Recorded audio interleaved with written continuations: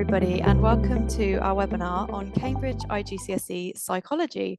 I'm Laura Rogers from Cambridge University Press and Assessment, and I'll be hosting this webinar for our speakers today. Thank you all so much for joining us. So, if we could now move on to the next slide, I'm going to introduce the webinar team for today. So I would first like to introduce Sue Moffat, who is Head of Business, Humanities and Social Science in our Products and Services team. Sue will be taking us through an introduction to this brand new syllabus, sharing insights on what the course is designed to do, what students will learn, and an overview of the assessment model as well. We will then be handing over to Caris Morley, a commissioning editor for our published teaching and learning resources, who will be providing an overview of the supporting resources available for this new qualification. And Caris is going to be sharing an insight into the key features of the new coursebook and teachers resource, as well as the materials on the School Support Hub. Just to mention, we have had a couple of technical issues this morning, so unfortunately, Caris won't have her camera on for this session. For our insights from our author segment, we are delighted to have Lizzie Gauntlett with us today. Lizzie is an experienced teacher of psychology and former department lead with a PhD in psychology and education. She has authored a number of popular textbooks, including co-authoring our new Cambridge IGCSE Psychology coursebook and digital teachers resource. And my colleague Jennifer Wade and myself are part of the international education team here at Cambridge University Press and Assessment. I will be hosting the webinar today, and Jen will be on hand to support throughout the session as well. And now we are ready to begin the session. So I'm going to be handing over to Sue to get things started with an introduction to this exciting brand new syllabus. Thanks, Laura. Hi, everybody. Thank you for coming along today.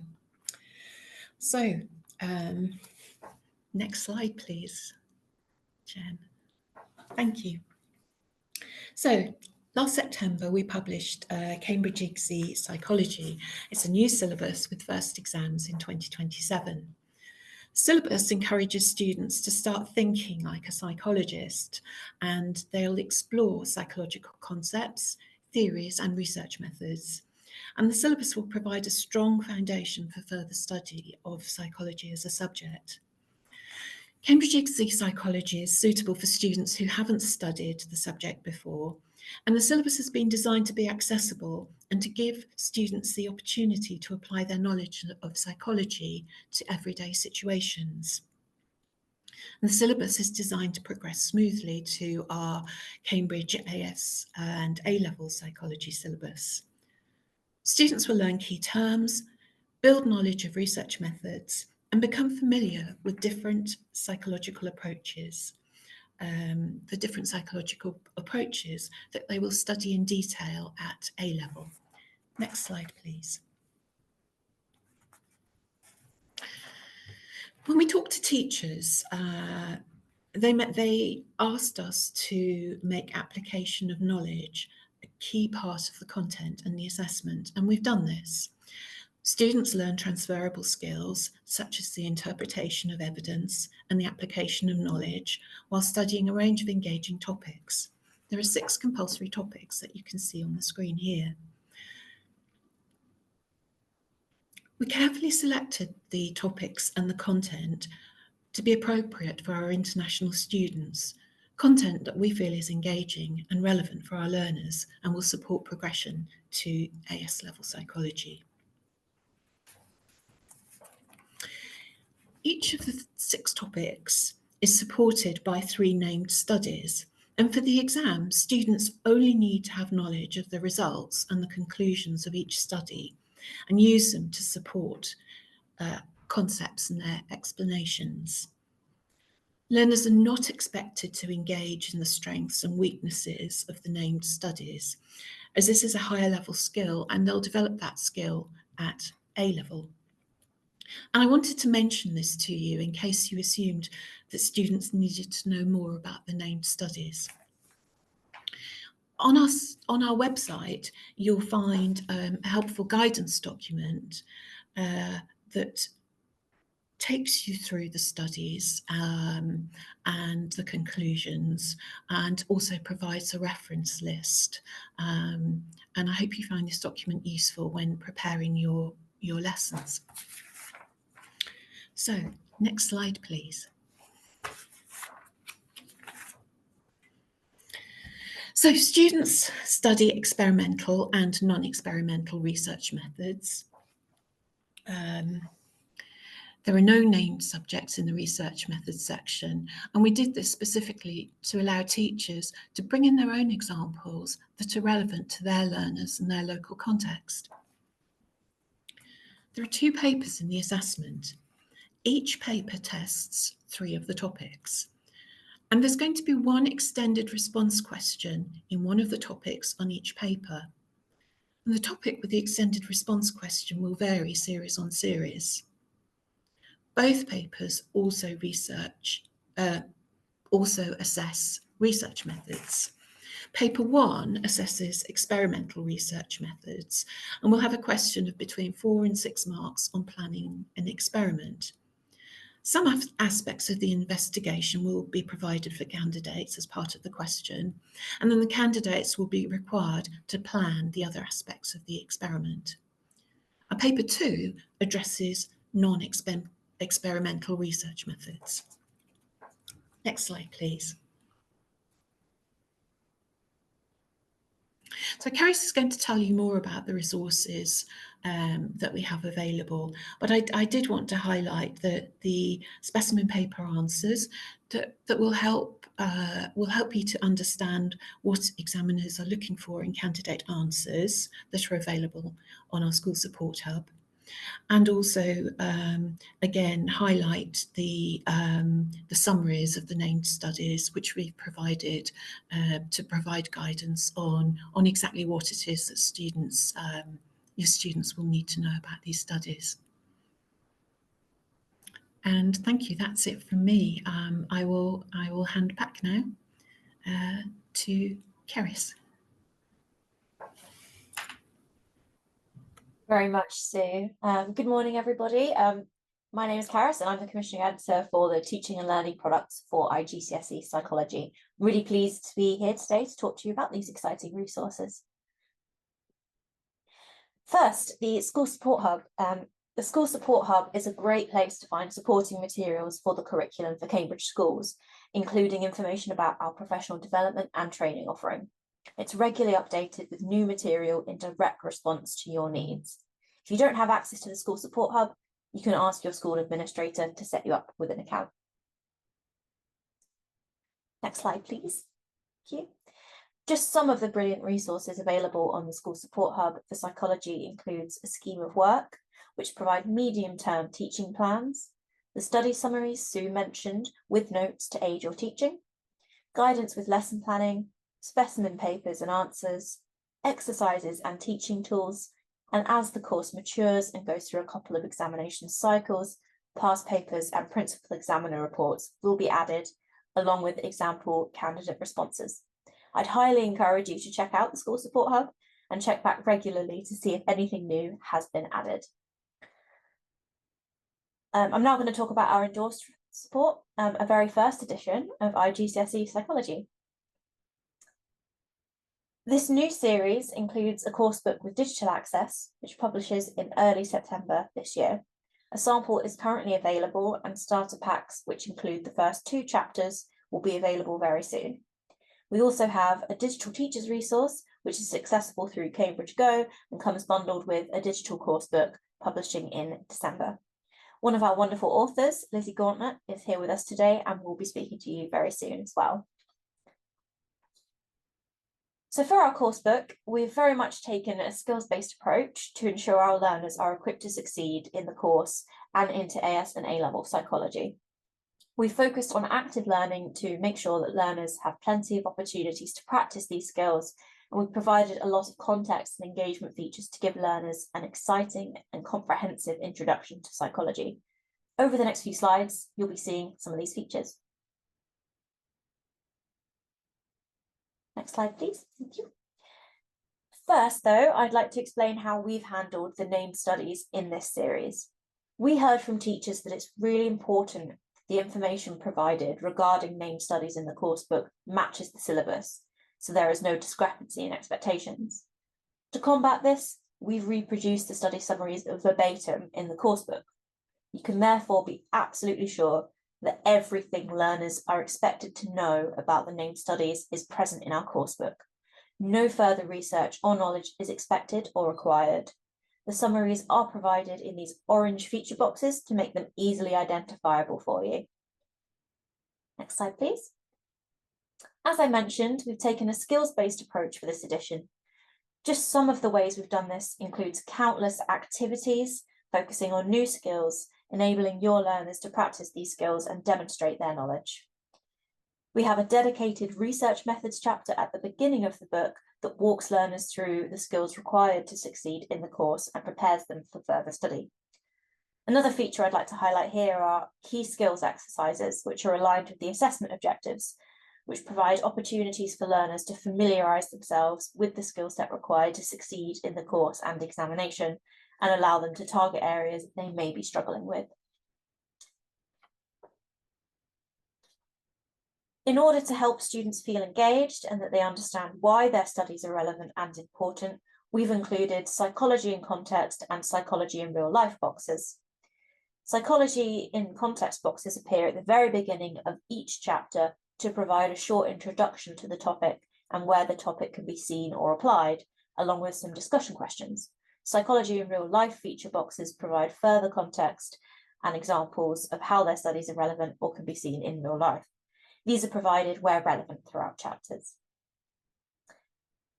Our previously mentioned activities with peer and self-assessment along with reflection boxes make sure that learners are not just listening or reading, but engaging actively and reflecting on their work and their peers' work. These features most often encourage group work to build collaboration and communication skills. We also provide very regular visual references, which can provide alternative ways to help learners understand key concepts or ideas. This can be particularly helpful for learners who do not have English as a first language, as psychology can often include a lot of complex subject-specific language. As this is a brand new syllabus, we appreciate that there are limited ways to track learner progress. As such, we've provided several formative assessment features, including regular questions, which aim to help test knowledge and understanding, key skills exercises, which, as I mentioned, provide targeted AO skill practice, and practice questions, which are written in the exam style and allow learners to demonstrate their knowledge and skills in an exam-like environment. Aforementioned activities and discussion questions in the psychology in context boxes can also be used to check learner understanding and progress. And finally, we've provided a range of features to provide support for students. These include the key point features throughout chapters that summarise the key learning from a topic. Since we know psychology will be new to learners and there's a lot to know, so this feature should help with revision. Keyword and command word features define syllabus key terms and examination command words at the point that they are first used. They are also duplicated in a glossary at the back of the book. We also have tips that remind learners of key concepts and making connections boxes that allow learners to consider their learning holistically rather than as a series of unconnected topics. Our digital teachers resource provides a plethora of teaching ideas, worksheets and tests to help you with the planning and execution of IGCSE psychology lessons.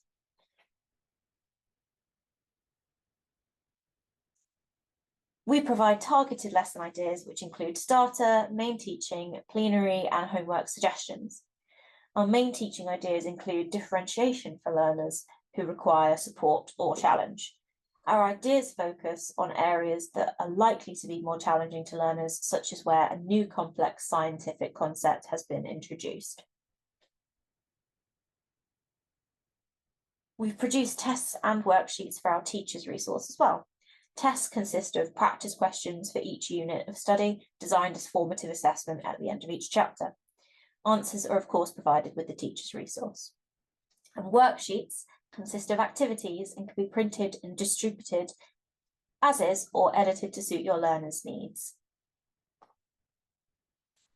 As with all of our teachers' resources, there's also a plethora of downloadable materials as well.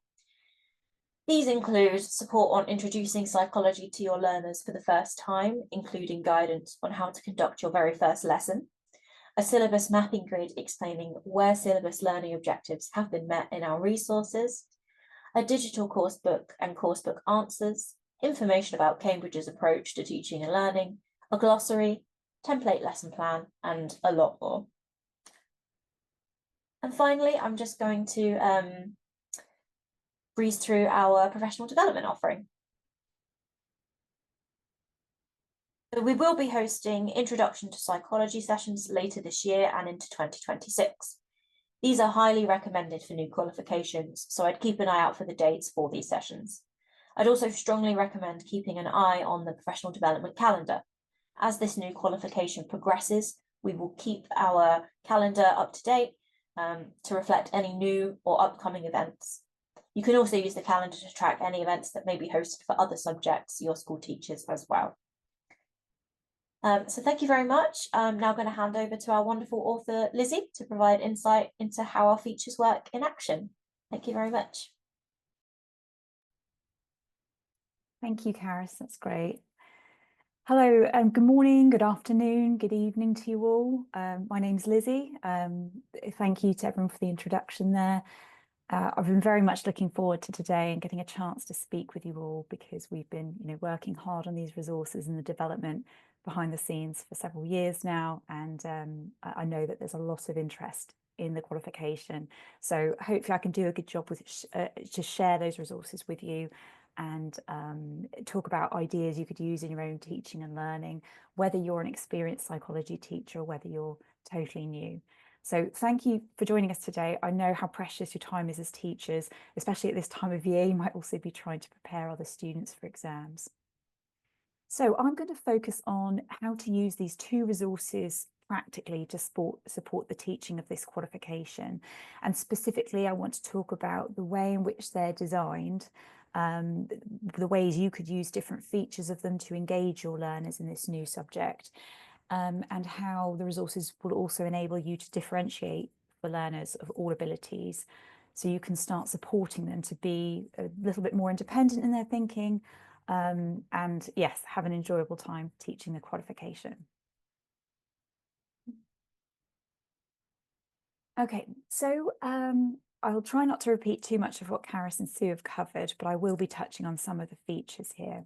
So as you can see on this slide, we've got an example of the study summary from one of those named studies. So if you're familiar with teaching the A-level, ASAL level 3, you might understand the concept of a named study and a key study and how that's taught to students. We're using them slightly different in the IGCSE in that they exemplify different theories within the 6 topics that we've talked about. So in terms of coverage for teaching and assessment, the idea is that the resources are comprehensive and they're accessible to all teachers. So, we might have teachers who are non-specialist teachers here. You might be teaching sciences or other subjects.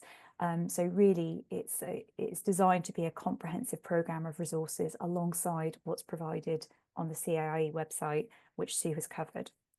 So there's teaching plans and background knowledge that are identified through our teachers resource. So if you're thinking, oh, what do I need to know at this level 2, to make sure that I am confident in delivering to my students, we have identified those background knowledge requirements. So that's quite a good starting point, I would say. As I've mentioned about the named study summaries, they're all included in full within the course book, so you can find them separately with the syllabus resources, but they are all, as I say, comprehensively within the course book, and they're broken down and they're quite sort of visually attractive for students as well, so they're easy to process, I suppose. And as I said, each one is used as evidence for one theory or one explanation within the topic. Sue mentioned that the learners only need to be familiar with the results or conclusions for that reason, that's what they would be assessed on. But the course book does provide that comprehensive explanation of how each named study supports the theory. So you can see on the slide here that you've got kind of the aim and the participants in there as well. So although those aren't part of the assessment, they're really important for us to help students understand how psychologists conduct research. And obviously when you come to do things like teaching your experimental methods, this study by Robinson et al. On sleep restriction, it's a really good way of exemplifying different types of experimental design, so this being one of them. So you can see this is quite a nice study. I think it's quite accessible for students. What are the effects on them cognitively on having a normal night's sleep or a sleep restricted night of just 4 hours? So just a good example of one of the studies that's quite, they might find quite relatable kind of for their age group and understanding. So it's a straightforward repeated measures experiment. So you might like to kind of incorporate that or refer back to that when you're doing your research methods part of the syllabus, part of that topic. The teenagers actually wear sleep watches. So it's a really nice way to illustrate how you can use technology and materials in psychology to do measurements. You can talk about those being valid or very reliable ways of recording sleep behaviours and how much sleep and wake time participants had. And then the course book sort of lends itself to supporting teaching and learning of the studies. For this one, for example, there's a mind map activity that you can use, and that helps students to gain the AO1 knowledge and understanding of the study and its results. And then there's a tip in there to support it, how this could be used again to support revision when you come back to that. May I have the next slide, please, Jen? Thank you. Okay, so looking now at opportunities for assessment, you know, whether this is formative assessment, whether this is summative assessment, whether you're doing some assessment for learning. Karis has mentioned some of these features already: the end of topic questions, key skills exercises, and practice tests.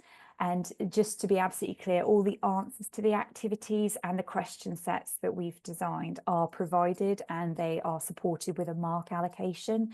And I think that's really important as a teacher, because especially if you're new to level 2, you want to know, well, how much depth do my students need to go into? How do they access those marks? How do I know what a good answer looks like, and teach them how to kind of improve and enhance what they're writing?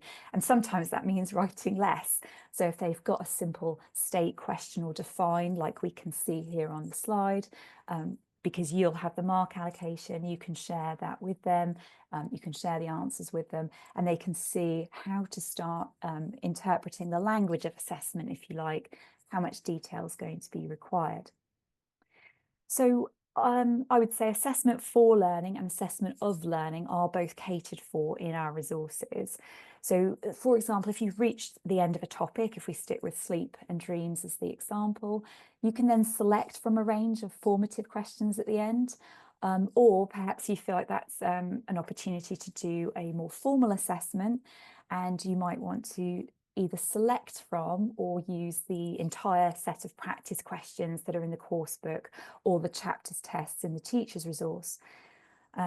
And you've got flexibility in how you can use those. It doesn't always have to be kind of exam-based conditions. You might decide you want to pair up learners, do a bit of self-assessment, do some peer assessment, and then you can do either individual feedback with learners, or even just as a whole class exercise to familiarise them with you know, what they're really being assessed on.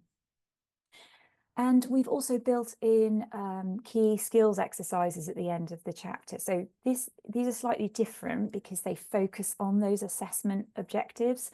So whether it's AO1 knowledge and understanding, AO2 application, or AO3 analysis and evaluation, we know that we need to get the learners developing some of those higher order thinking skills. So yes, there's the background knowledge, the understanding that they need to know all those key terms, etc. But also, how can they apply those to novel scenarios, to new situations which they haven't learned about yet? And then also those really challenging skills about analysis, whether they're looking at a piece of data or evaluation, using those name studies to support the argument against, to criticise one of the theories. So just to focus on novel scenarios, again, for those of you who are familiar with ASAL, the level 3 A-level psychology, you'll know that on like paper 2, for example, you have short novel scenarios. They might be asked to design whole studies, etc. You'll notice the demand is suitable at level 2, so it's a smaller task. They're straightforward tasks for them to do, and it's really good to get practice in. So the course book has lots of opportunities for students to explore novel scenarios and think about how they could apply their knowledge of a theory or an explanation, or do a bit of data analysis in a way that's appropriate for level 2. So there's lots of practical opportunities for them to do that through the course book and the teaching resource. Okay, next slide, please, Jen. Hey, lovely. All right, so that's kind of how, you know, talking about the coverage that the coursebook and teachers resource offer for teaching and assessment. I just want to sort of pick up on a few things to show how engaging I think that the coursebook and the qualification as a whole is for your students, really. And I hope, you know, we want to have fun as teachers, enjoy what we're doing. So in terms of engaging students, you know, I hope that everybody here on our call does find psychology to be a fascinating subject. I'm very biased, but it's, you know, we're really keen to share that with young people. But it is important we present a realistic, you know, age-appropriate, socially appropriate view of psychology to our learners, and ideally one that would encourage them to progress to further study of the subject where that's suitable for them. So even though students might not all continue the study of psychology, I really think it does offer them a great opportunity to develop those critical thinking skills. It's an engaging way to understand the scientific method, and also to step back and think, okay, well, what makes a good piece of evidence? What is good research? And what does that look like in psychology? And also, you know, as they get that bit older, moving into level 2, level 3, embracing the idea that, you know, there can be multiple viewpoints and perspectives on the same issues and topics. So that's what you'll see when you come to teach and review the syllabus. Within the different topics, there are different and sometimes competing and sometimes complementary theories. And that offers a really, you know, fertile ground to get students debating and engaged. So at the start of each coursebook chapter, you will see that feature psychology in context. This is designed to be a hook for the subject, so something to kind of bring them in. So the one I'm sharing with you here from the coursebook is from the visual perception chapter, and it's, you know, have a little look through it. It's really a chance for the students to think about what they already know, to imagine themselves in a real life situation which is kind of familiar to them. They're just good starters for lessons and introductions to the topics. So they appear at the start of each of the chapters, and then throughout the book you see kind of those key terms, often paired with discussion questions. So this is almost the introduction to each topic. So it's a chance for you to have a whole class discussion, or perhaps do a piece of reflective writing on what they already know. So yeah, again, getting their brains working. Next slide, please, Jen. Right, so again, in terms of engaging our students, there are numerous activities throughout each coursebook chapter and digital teachers resource. They come with printable worksheets, you know, so that sort of saves the, you know, hopefully is a job done for us in a way. And they are different. It's not just a case of quantity, they're high quality activities, and there's a range of very different activities, which I'll talk about a bit as well. I think I've included on here as well an example of our reflection feature, and this is a way to support that metacognition in students. So getting them to think about how they're thinking and approaching different tasks. Was that the best way? What could I do next time? How did that feel? So we're encouraging that more flexible approach to their own learning and independence. As I mentioned, there's also lots of peer and self-assessment opportunities. you know, that's your decision, that's your personal decision as teachers as to how skilled your students are at that, how to build their skills in it, and what's going to work best for you depending on time and where you are in your teaching and learning plans. So talking about the range of activities that we've got in there, some of them are very visual tasks. So they might be creating a storyboard for a named study or for a novel scenario. They might be looking at designing posters, whether those are digital, whether you want that to be kind of a paper-based hands-on activity. There's also suggestions for recording or listening to podcasts that are suitable for the topics and age appropriate. Building up those life skills, delivering presentations, doing group work, and lots of like videos and things for them to watch that illustrate the theories, explanations, and research methods. We've tried to include, which I think is quite important for this age group, lots of hands-on activity to get learners physically moving, making models, working together. So yeah, so we've got kind of the example that I've put on the slide here, again from, this one's from research methods, the research methods topic, and it gives them kind of a real life example of something that you know, people would encounter in the real world, and actually something that a psychologist might be asked to go and do. So thinking about how they would use their knowledge of interviews and questionnaires and apply that to actually gathering data from people in this local town planning example. So there's lots that you could do there, or to extend the activity, or you could use that as just a very short task to get them thinking about what they've learned so far about self-report methods. And the example afterwards is a reflection on what they've just done. So I've included those to kind of show how they link together and build those metacognitive skills. Okay, so can I move to the next slide, please, Jen? All right. So my last couple of slides now, I just want to talk about how the resources are designed to support personal academic development in our students. So this is about the idea that we can develop every individual, every student has something to gain and learn from the study of IGCSE psychology. So one of the features we've got is about making connections. This is a really, you know, proven way to get students to engage with the subject when we can build their confidence about what they might already be familiar with, where they might have encountered some of the terms already, or some of the concepts, or how it relates to their real life. So our example here, again, from research methods, I'm always picking on research methods because, you know, students sometimes don't find it the most engaging area, and sometimes, you know, we can struggle for ideas to make it exciting and accessible. So I've said, you know, you might be familiar with the term sample from other subjects, how it's used in science, and then we can make that connection to how we use it in psychology in terms of people. Also great for helping students kind of take that ownership are the self-evaluation checklists. So these are comprehensive checklists that appear at the end of each topic, and they basically contain all the content from the syllabus that the student would need to know for that topic. And as you can kind of see in a bit that I've cropped in here, you can use this if you want to. There's an opportunity for them to rate how confident they feel in their understanding of that particular sub area within the topic. So the idea is then they can use that, your students can learn that to identify specific areas that they need to consolidate or come back to, or that they've missed, areas they feel really confident in.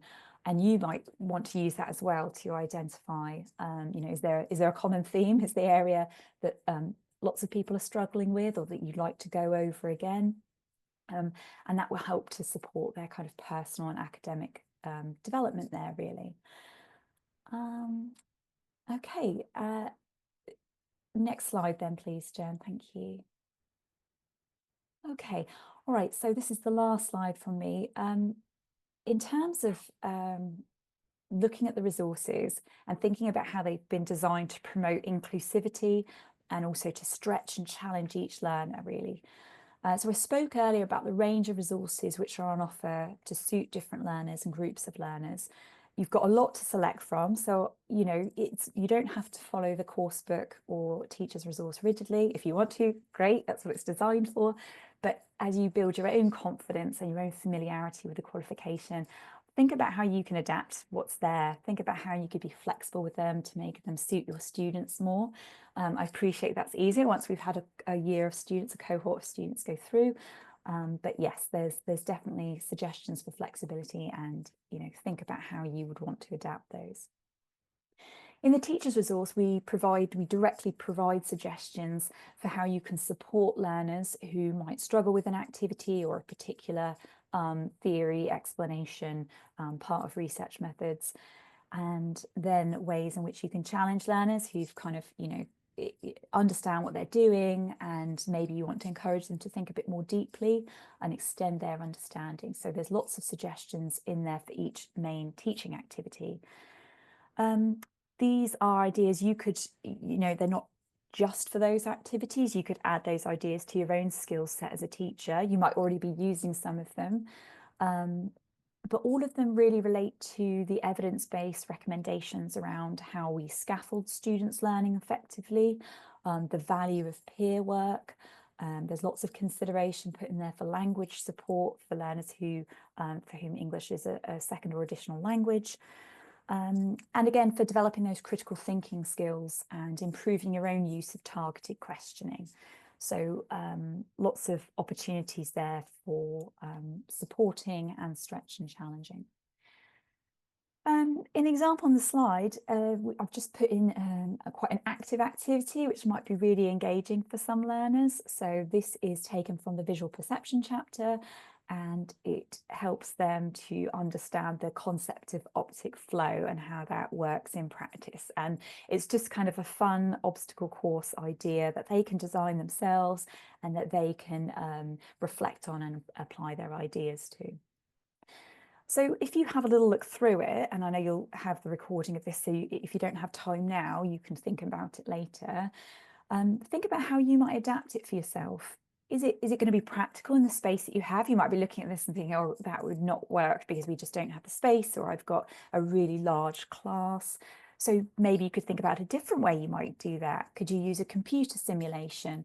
Could you, again, if you don't have the technology for that, or couldn't provide that to students all in one go, they could do a 2D drawing of a maze. So they can take the same task and do that as a drawing, and then the learners have to guide each other to draw their way through that maze. So there's lots of different things that you can do. So that's just one example of how you might adapt the activity to suit the needs of your learners. You might find, maybe your learners wouldn't want to do such a physical activity. Maybe they wouldn't necessarily be able to participate fully. So think about, oh, maybe I could get them to do some different roles. Could somebody be doing an observation of it? Could they be doing the note taking? Are they confident to give feedback to the class? If you really have a huge class, maybe this task would be better doing it as a demonstration, and you could select learners, trusted learners, who could come up and kind of conduct that, and then everybody kind of gets the benefit of engaging with the task, but you've adapted it for your space. Okay, so I'll leave you with that thought about how we might engage different learners and try and make all our activities for teaching and learning accessible to them using these resources. But that's probably enough from me now. A sample of how you could use things in the new IGCSE Psychology. So I'm going to finish now and hand back to Laura for our Q&A section of this webinar. Thank you so much, Lizzie. And thank you also to Sue and Karis for all of those fantastic presentations. It's very much appreciated to hear all about this new qualification and the teaching and learning resources. And I think you'll also agree it's been wonderful to hear from our author, Lizzie Gauntlett, to hear about how to use these features and specific activities from the book to engage learners and kind of help them develop the skills that they'll need. And that is just about all we have time for today. So thank you so much, everybody who has attended today. We hope you've enjoyed the session and found it useful and informative. And again, all of the kind of the key things that have been raised in the questions, we will make sure that we've provided follow-up information. as well as a link to the webinar recording and the slides from today, so you can look back at those. We also suggest that you can use the email as proof of your attendance as well. So yeah, and then if you do need any further information about what we've discussed today, please do speak to your local Cambridge team or visit the links that we share in the follow-up email. I'd like to say another huge thank you to Sue, Caris, Lizzie, Ellie and Jen for putting together such a fantastic webinar today and for helping it all run super smoothly. And when the webinar ends, you will see a short survey to complete that will be emailed to you. And this is just to help us kind of reflect on the session and continue to make improvements to these sessions going forward so that we can provide you with the support that you need. So please do let us know your feedback, and thank you for any answers that you provide there. And yeah, thank you again for all your questions. Please do, as I've said, refer back to the follow-up email, and we will provide information there around the key things that you've been asking about. So yes, thank you very much again. Good luck with your teaching, and goodbye for now.